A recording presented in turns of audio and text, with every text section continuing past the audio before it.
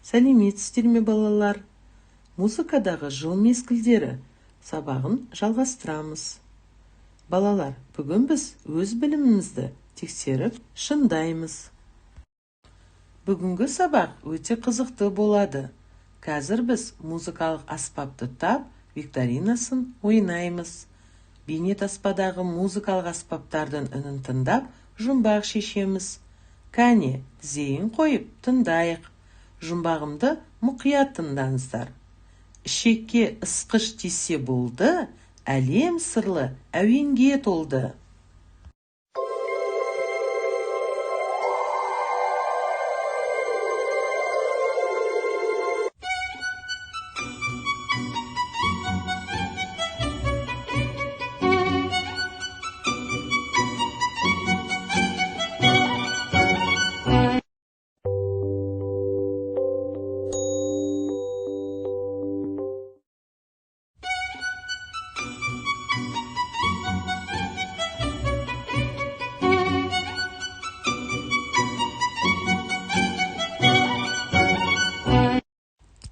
Дұрыс балалар, скрипка ішекті аспаптардың ханшайымы.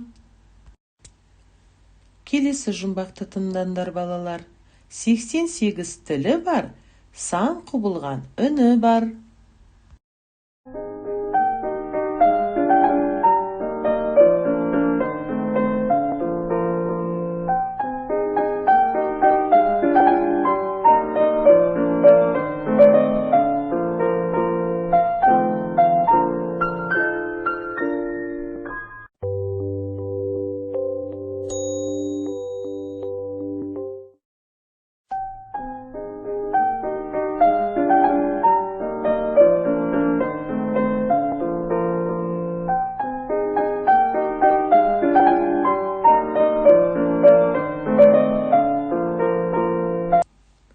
Дұрыс балалар, бұл фортепиано. Фортепиано клавишті музыкалық аспап. Балалар, арғарай жалғастырамыз. Келесі жұмбақты тыңдаңдар. Кепкен жарғақ шеңберге керілген, соқсам сарнап, үн шығады төгілген.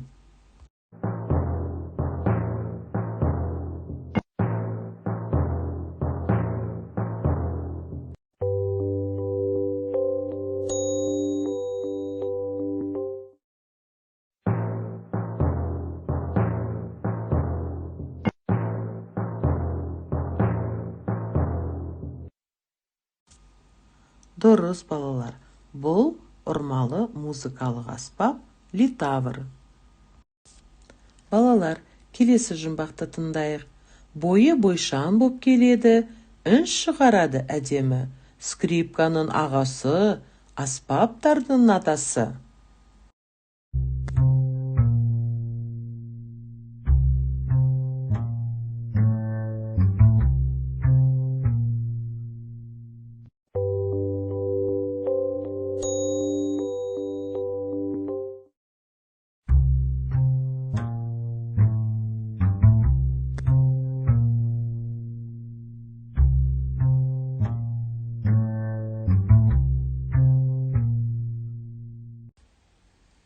Дұрыс балалар, ол контрабас. Контрабас оркестр мен ансамбльдерде ең төменгі партияны орындауда маңызды роль атқарады. Контрабаста түрегеліп тұрып ойнайды. Жалғастырамыз балалар. Сызылған үні, әдемі тілі, үрлесен ойнайтын аспаптың бірі.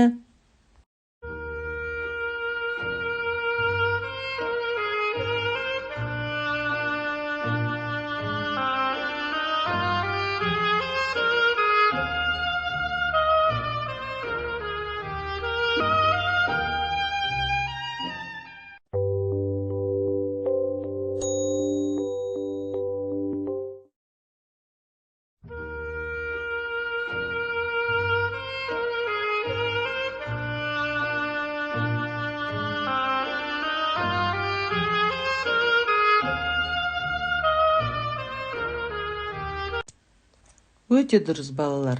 Габой үрмелі музыкалық аспап. Габой симфониялық оркестрдің құрамында жеке ойналатын және ансамблдік аспап болып табылады. Келесі жұмбақты тыңдаңдар.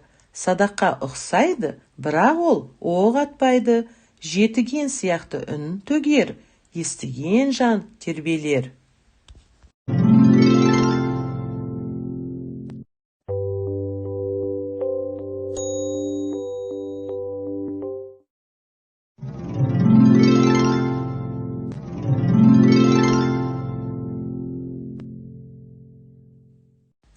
Дұрыс, балалар.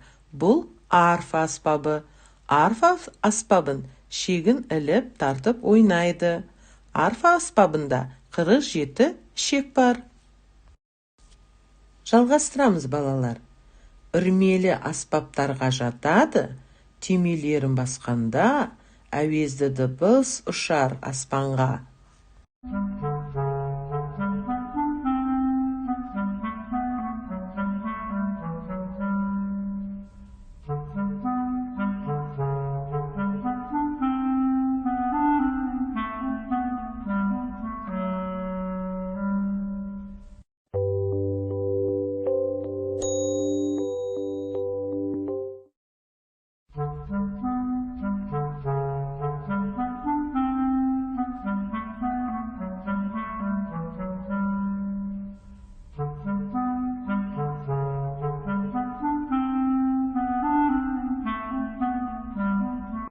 Дұрыс, балалар.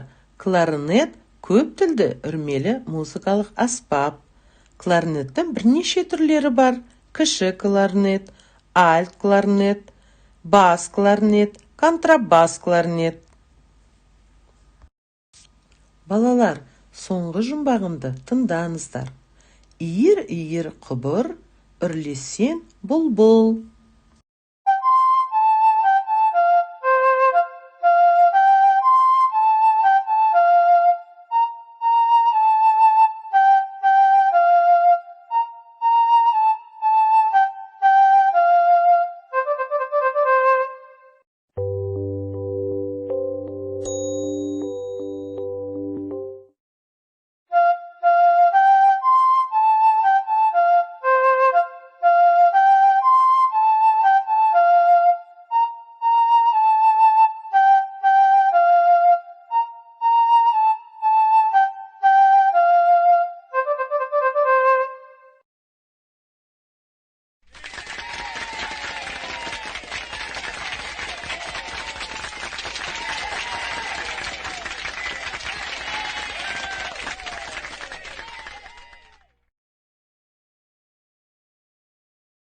Дұрыс, балалар. Флейта үрлемелі музыкалық аспап.